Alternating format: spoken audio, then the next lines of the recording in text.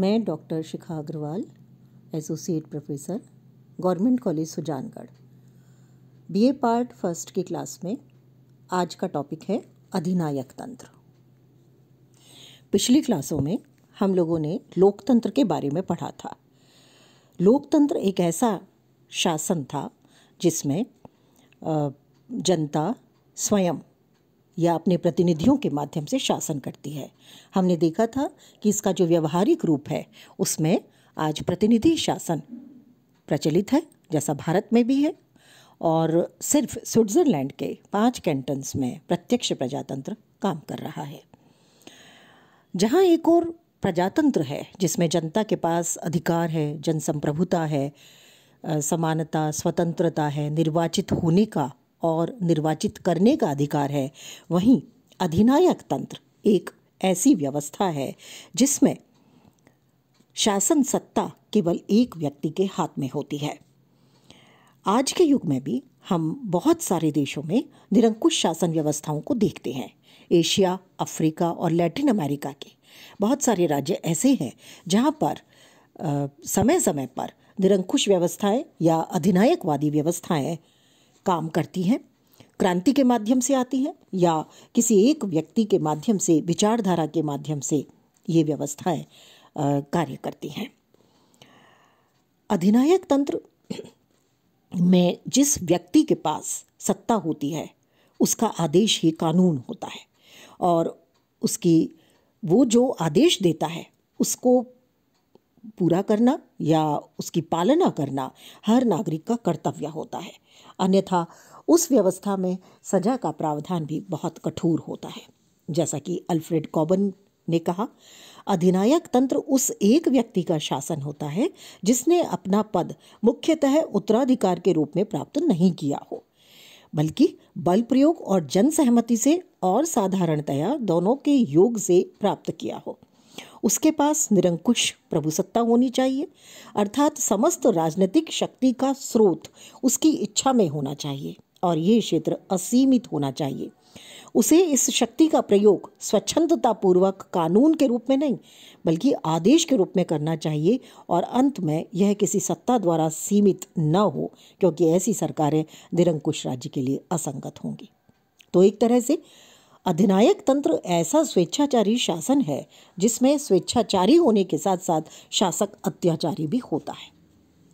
सैनिक शासन जब भी आता है तो भी हम यही स्थितियां देखते हैं। व्यक्ति के अधिकार खत्म हो जाते हैं और उसको आदेश दिया जाता है, उनकी पालना करना उसके लिए आवश्यक होता है। कोई भी अधिनायक तंत्र जो है उसमें शासन सत्ता का क्षेत्र असीमित होता है, किसी भी प्रकार का नियंत्रण उसके ऊपर नहीं होता, और जो शासक है वो जन सहमति से सामान्य तौर पर काम नहीं करता बल्कि बल प्रयोग उसमें प्रभावी होता है। अब देखते हैं अधिनायक तंत्र के प्रकार। अधिनायक तंत्र के प्रमुख रूप से 2 प्रकार माने जाते हैं।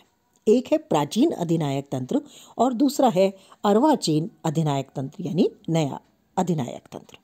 सबसे पहले देखेंगे प्राचीन अधिनायक तंत्र को। प्राचीन काल में जो अधिनायक तंत्र हुआ करता था वो एक ऐसी व्यवस्था के रूप में था जो या तो विशेष संकट उत्पन्न हो गया उस समय स्थापित किया जाता था, या लोक कल्याण को शीघ्रता से प्राप्त करने के लिए किया जाता था। सामान्य तौर पर रोमन साम्राज्यों में इस प्रकार से एक अधिनायक या विशेष अधिकारी की नियुक्ति की जाती थी जो संकटों का सामना कर सके। उसको ज़्यादा शक्तियाँ दी जाती थी, विशिष्ट शक्तियाँ दी जाती थी, और उसे अधिनायक कहा जाता था। इन्हें अधिनायक इसलिए कहा जाता था क्योंकि उन्हें आदेश देने की असीम शक्तियां थी। संकट समाप्त होने पर यह पद भी समाप्त हो जाता था और इस तरह एक सामान्य व्यवस्था फिर से काम करने लगती थी। तो इस तरह से अगर हम देखें तो रोमन साम्राज्य में अधिनायक तंत्र एक अस्थायी तौर पर बनाई हुई व्यवस्था होती थी। कानूनी विधि से उसका चुनाव होता था ताकि वो अत्याचारी न बन जाए, कानूनी मर्यादा उस पर रहती थी। कुल मिलाकर के अगर हम देखें तो प्राचीन जो अधिनायक तंत्र है उसके लक्षण जो हमारे सामने आते हैं उसमें सबसे पहला है कि अधिनायक पर कानूनी नियंत्रण होता था।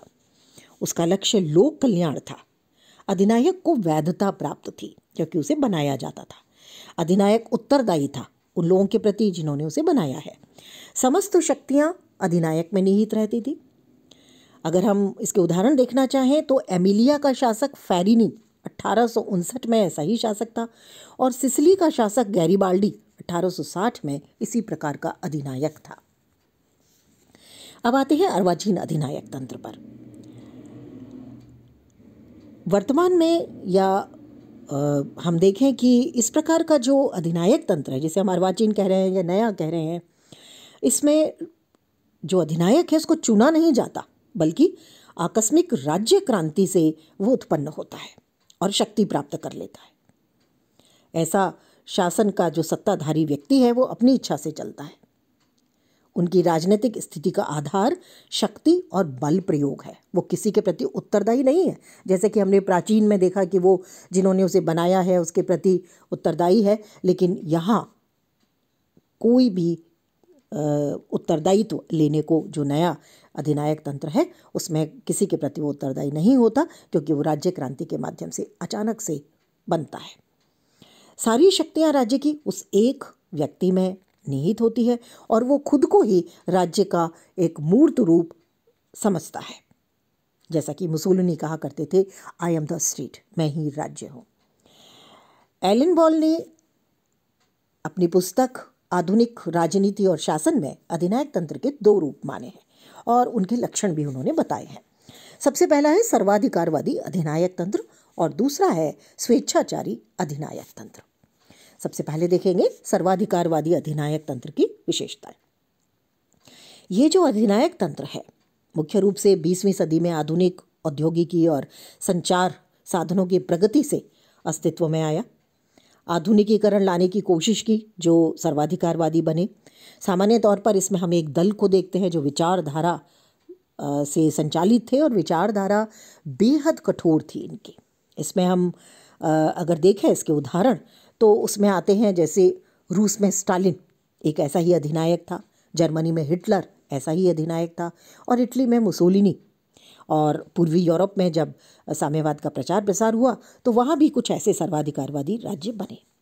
तो इसकी लक्षण जो एलन बॉल ने बताए हैं उसमें सबसे पहला आता है कि सिद्धांततः ये जो व्यवस्था है ये व्यक्तिगत और सामाजिक गतिविधि के सभी पहलुओं से राजनीतिक रूप से संबद्ध होती है। इसमें एक दल राजनीतिक और विधिक रूप से प्रभावी होता है और कोई दल या तो बना नहीं पाता, अगर कोई बनाता है तो उसको ख़त्म कर दिया जाता है, किसी और विचारधारा को आगे बढ़ने का मौका नहीं दिया जाता। सैद्धांतिक तौर से इसमें एक स्पष्ट विचारधारा होती है और ये विचारधारा उस व्यवस्था में संपूर्ण राजनीतिक सक्रियता को चलाती है। न्यायपालिका और जनसंपर्क के जो साधन हैं उन पर बहुत कठोर नियंत्रण होता है। आज भी हम देखते हैं जैसे कि उत्तरी कोरिया में जो स्थितियां हैं वो हमारे सामने हैं। जनता के भाग लेने और जनता की स्वीकृति से शासन का वैधीकरण किया जाता है। तो ऐसा नहीं है कि चुनाव नहीं कराए जाते, दिखाने के लिए चुनाव भी होते हैं और शासन सत्ता का वैधीकरण यानी जनता से स्वीकृति भी प्राप्त की जाती है। लेकिन कोई और विचारधारा क्योंकि नहीं है, कोई और दल नहीं है, तो इसलिए वो शासन निरंतर उसी तरह से चलता रहता है क्योंकि जनता के सामने कोई विकल्प नहीं होता। दूसरा प्रकार है स्वेच्छाचारी अधिनायक तंत्र। तीसरी दुनिया के जो अधिकांश देश हैं, एशिया, अफ्रीका और लैटिन अमेरिका के, उनमें हमें स्वेच्छाचारी अधिनायक तंत्र दिखाई देता है। ये अस्थायी होता है, स्थायी नहीं है, इसमें कोई विचारधारा नहीं है। औद्योगिक और आर्थिक विकास के अभाव में यह अचानक से उत्पन्न होता है, प्रस्फुटित होता है। इसके जो लक्षण एलन बॉल ने बताए हैं उसमें आता है मुक्त राजनीतिक प्रतियोगिता पर प्रतिबंध है। इसमें अन्य जो विरोधी विचारधाराएं हैं या अन्य जो विचारधाराएं हैं उनको खत्म किया जाता है। इसमें किसी एक निश्चित विचारधारा का अभाव होता है, जैसे कि हमने सर्वाधिकारवादी में देखा कि सामान्य तौर पर कम्युनिज्म या फांसीवादी या नाजीवादी विचारधारा थी, लेकिन जब स्वेच्छाचारी अधिनायक तंत्र होता है तो उसमें कोई निश्चित विचारधारा नहीं होती। राजनीतिक अनुरूपता और आज्ञाकारिता प्राप्त करने के लिए राजनीतिक सत्ताधारी बल प्रयोग करते हैं। नागरिक स्वतंत्रताएं बहुत कम होती हैं और जनसंपर्क और न्यायपालिका पर सरकार का नियंत्रण होता है। यानी जनसंपर्क के जो साधन हैं, चाहे समाचार पत्र है, रेडियो है, टेलीविज़न है, जैसा कि हम देखते हैं कि चीन, जैसा हम देखते हैं कोरिया से कोई विचारधारा कोई संवाद बाहर नहीं आता। इसी तरह से अन्य बहुत से देश हैं ऐसे, युगांडा में जैसे स्थितियां थी या अन्य ऐसे देश हैं, अक्सर सेना राज परिवर्तन करती है और स्वतंत्रता के युद्ध के फलस्वरूप सत्ता को हथिया लेती है। राजनीति पर किसी एक गुट विशेष का एकाधिकार रहता है। तो प्रमुख इसके उदाहरण अगर हम देखें तो युगांडा है, लीबिया है, नाइजीरिया है, इसी तरह के देश जो हैं इनमें स्वेच्छाचारी शासन व्यवस्थाएं देखने को मिलती हैं। अधिनायक तंत्र के कुल मिलाकर के लक्षण क्या हैं उनको हम देखते हैं। देखिए, ये लोकतंत्र विरोधी है। इसमें लोकतंत्र को स्वीकार नहीं किया जाता, उसे भ्रष्ट माना जाता है, अव्यवहारिक माना जाता है, बातूनी लोगों की दुकान उसको कहा जाता है। उदारता विरोधी है। इसमें अधिनायक तंत्र में स्वतंत्रता, समानता, बंधुत्व जैसी कोई विचारधारा नहीं है। अभिव्यक्ति की स्वतंत्रता व्यक्ति को नहीं मिलती। अधिनायक का नारा होता है आदेश, अनुशासन और सत्ता, जबकि उदारवाद का होता है स्वतंत्रता, समानता और अधिकार। तो बिल्कुल उल्टा है। इसमें आदेश, अनुशासन और सत्ता को बहुत ज़्यादा महत्व दिया जाता है। हिंसा और शक्ति में ये विश्वास करता है, उसी के माध्यम से अपनी सत्ता को प्राप्त भी करता है और बनाए भी रखता है। तानाशाही का इसमें महत्व होता है। इसमें जैसा मुसोलिनी कहा करते थे, राज्य केवल राजनीतिक संस्था मात्र नहीं है, एक आध्यात्मिक और नैतिक तथ्य है। यह जनता की आत्मा का रक्षक है। प्रत्येक वस्तु, प्रत्येक व्यक्ति राज्य के अंतर्गत और राज्य के लिए है। राज्य के बाहर या उसके विरुद्ध कोई नहीं हो सकता।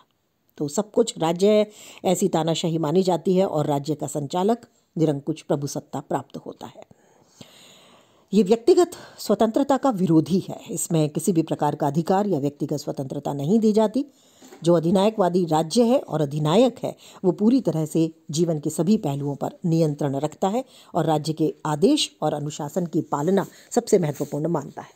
उग्र राष्ट्रवाद पर आधारित है। मुसोलिनी और नाजीवाद जो जर्मनी का हिटलर ने दिया था, उनमें राष्ट्र से पृथक व्यक्ति की कोई सत्ता नहीं थी। राष्ट्र स्वयं को सबसे महत्वपूर्ण मानता था और उग्र राष्ट्रवाद यहाँ पर एक तरह से कल्पित तौर पर थोपा जाता है। सर्वाधिकारवाद भी इसकी एक विशेषता या लक्षण है, जिसमें जीवन के प्रत्येक क्षेत्र को नियंत्रित करने का प्रयास किया जाता है। समाज, धर्म, परिवार सभी राज्य के नियंत्रण में होते हैं और जो सत्ता दल है उसकी नीतियों का प्रचार सामाजिक संगठन के माध्यम से किया जाता है। अधिनायक तंत्र में एक ही दल, एक ही गुट होता है, उसी की तानाशाही होती है और उसी के माध्यम से शासन किया जाता है। तो कुल मिलाकर के जो अधिनायक तंत्र है उसमें काफ़ी हद तक निरंकुशता है, सैनिकवाद भी है, एक विचारधारा है, गुट है। और जैसा कि न्यूमैन ने अधिनायकवाद के लक्षण बताए, उन्होंने 5 लक्षण बताए इसके। ये पुलिस राज्य है, इसमें शक्तियों का केंद्रीयकरण होता है, इसमें एक सर्वाधिकारवादी दल होता है, सार्वजनिक जीवन पर इसमें कठोर नियंत्रण होता है और नागरिकों में भय उत्पन्न करके ये शासन करता है। तो वहीं पर पीटर मर्कल ने इसके 4 गुण बताए हैं, 4 लक्षण बताए हैं कि इनकी जो किताब है वो है पॉलिटिकल कंटिन्यूटी एंड चेंज, और इसमें इन्होंने 4 लक्षण जो बताए हैं। इनका कहना है कि सामान्य तौर पर जो उसका शासक होता है वो असाधारण सत्ता युक्त अर्धदैव तुल्य एक नेता होता है। इसमें जो सरकारी प्रशासन और समाज है उसके सभी संगठक के नियंत्रक के रूप में एक विशिष्ट संगठित जनपुंज दल होता है। शिक्षा व्यवस्था और जनसंपर्क के सभी माध्यमों पर एकाधिकार होता है शासन का, और आतंक और भयभीत करने वाली सुपरिष्कृत व्यवस्था होती है। इसका उदय कैसे हुआ? आधुनिक युग में इसके कारण 3 बताए जाते हैं। सामान्य तौर पर जो हम 3 प्रकार के अधिनायक तंत्र इस समय देखते हैं उसमें दलीय तानाशाही है, जैसे सोवियत संघ की है, पूर्वी यूरोप में थी। सैनिक तानाशाही है, जैसे समय समय पर पाकिस्तान में, बांग्लादेश में, म्यांमार में आती रहती है। और फासिस्ट तानाशाही है, जैसे स्पेन, पुर्तगाल में किसी समय में हुआ करती थी। मोटे तौर पर अधिनायकवाद के जन्म के कुछ कारण जो गिने जाते हैं उसमें वारसाई की संधि अन्याय पर आधारित थी, जिससे हिटलर और मुसोलिनी अधिनायक बने। आर्थिक संकट, जिसने बहुत सारे देशों की आर्थिक स्थिति बिगाड़ दी और उस समस्याओं के निराकरण के लिए लोकतांत्रिक व्यवस्थाओं में निरंकुश व्यवस्थाएं जन्म लेने लगी। संसदीय व्यवस्था के प्रति शंकाएं थी और इसलिए कुछ देशों में अधिनायक तंत्र उभरा। लोकतंत्र बहुत ज़्यादा प्रथम विश्व युद्ध के बाद में स्थापित नहीं हुआ था, लोकतंत्र का कोई अनुभव भी नहीं था, इसलिए उन देशों में अधिनायक तंत्र उत्पन्न हुआ। अब आते हैं अधिनायक तंत्र के गुण। हालांकि ये लोकतंत्र के बिल्कुल विपरीत है। इसमें आदेश, अनुशासन है, बल प्रयोग है, इसमें जीवन पर पूरा पहरा है, व्यक्ति की स्वतंत्रता, अधिकार नहीं है। लेकिन इसके बावजूद भी कुछ लोग कहते हैं कि इसके अपने कुछ गुण हैं, क्योंकि ये तीव्रता से काम करता है। और हमने देखा था कि प्राचीन जो अधिनायक तंत्र था उसमें शासन सत्ता इसलिए स्थापित की जाती थी कि तीव्र विकास करना है या संकट से उबरना है। तो उसके गुणों में सबसे पहला है कुशलता और दक्षता। शासन सत्ता कुशलता से काम करती है, शीघ्रता से निर्णय लिए जाते हैं और उनका क्रियान्वयन भी शीघ्रता से होता है, क्योंकि इस व्यवस्था में अनुशासन होता है। दूसरा है तेज गति से विकास होता है। इसमें एक ही नेता है, उसी तरह की योजनाएं हैं, एक ही दल है। आर्थिक साधनों का समुचित विकास और उपयोग इसलिए संभव होता है। संकट काल के लिए उपयुक्त है, क्योंकि इसमें सभी निर्णय और आदेश एक ही व्यक्ति देता है, तो ऐसे में आदेशों की एकता बनी रहती है और उन आदेशों पर उचित कार्यवाही करना भी आसान होता है। राष्ट्रीय एकता इससे स्थापित होती है, क्योंकि कोई और विकल्प जनता के पास नहीं है और इसलिए जो शासन सत्ता है उसी के प्रति देश प्रेम और सहयोग की भावना बनी रहती है और एकता के सूत्र में देश बंधा रहता है। विकासशील देशों के लिए इसे उपयुक्त माना है कुछ लोगों ने, क्योंकि संक्रमणकालीन व्यवस्था में अधिनायक तंत्र में कार्य तेजी से होता है, लक्ष्य निर्धारित होता है, आदेश निश्चित होते हैं और बहुमुखी विकास इससे होता है, क्योंकि अनुशासन, व्यवस्था और समृद्धि इससे आती है। और कुछ लोगों का मानना है, कुछ विचारकों का मानना है कि यूरोप में अधिनायक तंत्र की स्थापना के फलस्वरूप तेजी से सामाजिक और आर्थिक पुनर्निर्माण हुआ था। बहुत सारे उद्योग विकसित हुए, समाज में नया आत्मविश्वास आया।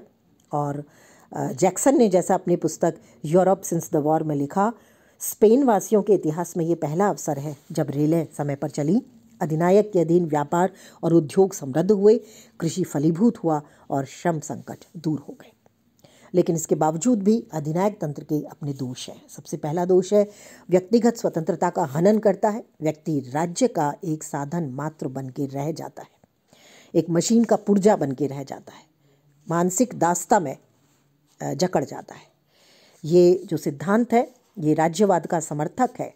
राज्य को साध्य मानता है, व्यक्ति को साधन मानता है, व्यक्ति को दास तुल्य बना देता है। शक्ति पर आधारित है, क्योंकि अधिनायक तंत्र की आधारशिला शक्ति है, व्यक्ति की इच्छा नहीं है, इसलिए वो हिंसात्मक और दमनकारी साधनों का प्रयोग करके अपनी शक्ति बनाए रखने के लिए व्यक्ति का दमन करता है। सामान्य तौर पर ये एक अस्थायी शासन है, जनता की सहमति पर आधारित नहीं है, इसलिए क्रांति होना इसमें अवश्यंभावी होता है और जब जनता क्रांति करती है तो उस शासन को पलट देती है, वो सदैव नहीं बना रहता। तो इस तरह से ये जो शासन है इसके अपने बहुत सारे दोष हैं।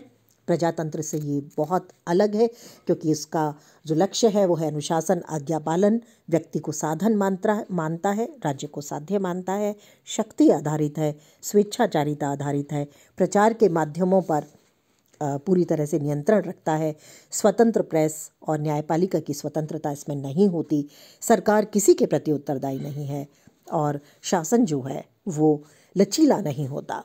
तो ये लोकतंत्र से विपरीत है। हम लोगों ने लोकतंत्र में पढ़ा था कि वो सीमित शासन है, कानून का शासन है, उत्तरदायी शासन है, व्यक्तियों को स्वतंत्रता देता है, अधिकार देता है, अभिव्यक्ति का अधिकार देता है, जन सहमति पर आधारित है, व्यक्ति को साध्य मानता है, प्रचार माध्यमों पर कोई रोक टोक नहीं होती, स्वतंत्र न्यायपालिका होती है और लचीला शासन होता है।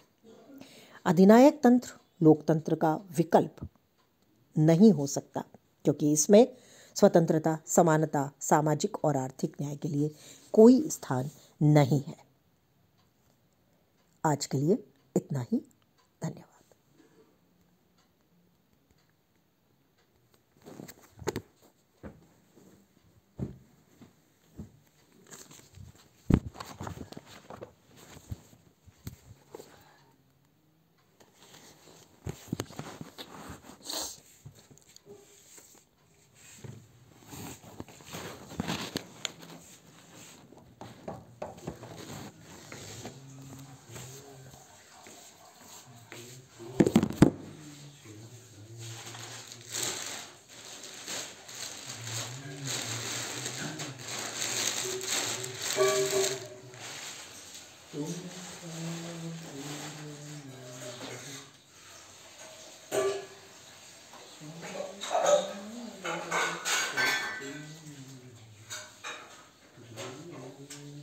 ले रहा है। अरे गर्म पानी ले लेना मंजू, गर्म पानी ले लो।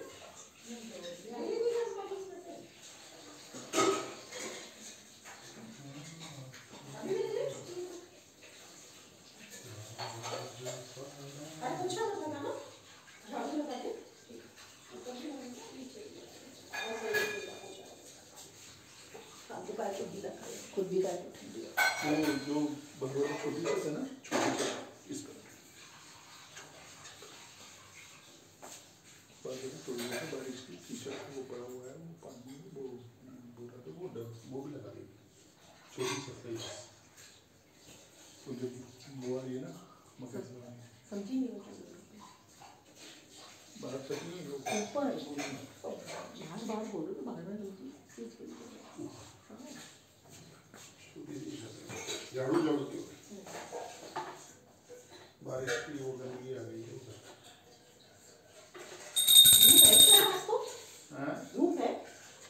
धूप तो है लेकिन उसका भेज आया था।